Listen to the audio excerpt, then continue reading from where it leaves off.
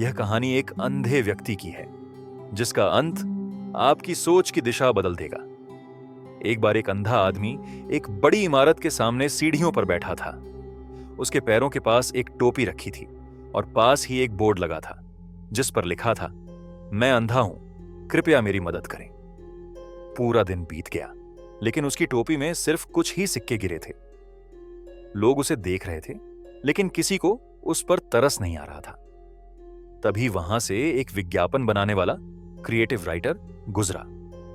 उसने देखा कि लोग उस अंधे आदमी को नजरअंदाज कर रहे हैं। वह उसके पास गया, उसने बोर्ड उठाया, उसे पलटा और उस पर कुछ नए शब्द लिख दिए। फिर वह बोर्ड वापस रखकर चला गया। अचानक चमत्कार होने लगा। जो भी वहां से गुजरता वह रुकता और उसकी टोपी में नोट और सिक्के डालने लगता। शाम तक उस अंधे आदमी की टोपी पैसों से भर गई। शाम को वही लेखक दोबारा वहां से गुजरा। अंधे आदमी ने उसके जूतों की आहट पहचान ली और पूछा, साहब, आपने सुबह मेरे बोर्ड पर क्या लिखा था कि मेरी पूरी किस्मत ही बदल गई? लेखक ने मुस्कुराकर कहा, मैंने वही लिखा था जो तुमने लिखा था, बस शब्द बदल दिए थे।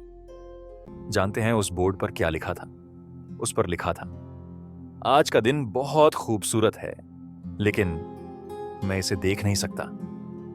कुछ सालों बाद वह अंधा आदमी अपनी आंखों का ऑपरेशन करवाता है और उसे रोशनी मिल जाती है। वह सबसे पहले उस लेखक को खोजने निकलता है। जब वह उससे मिलता है तो वह बहुत खुश होता है और कहता है, साहब, आपने मुझे दुनिया देखने का नजरिया दिया था, अब तो मैं अपनी आंखों से देख सकता हूं।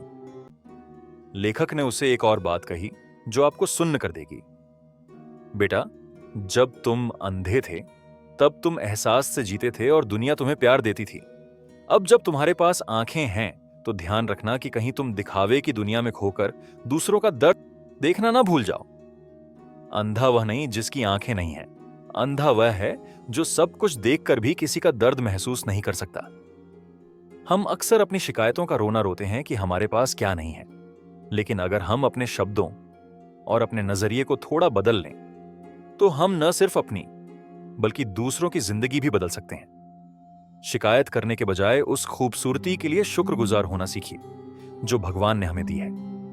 आपकी एक मुस्कान और एक सही शब्द किसी की डूबती हुई दुनिया को बचा सकता है। जीवन में कभी घमंड मत करना कि मैं बहुत काबिल हूं या मैं सफल हूं। आपकी सफलता के पीछे उन लोगों की दुआएं भी हो सकती हैं जिन्हें आप जानते तक नहीं।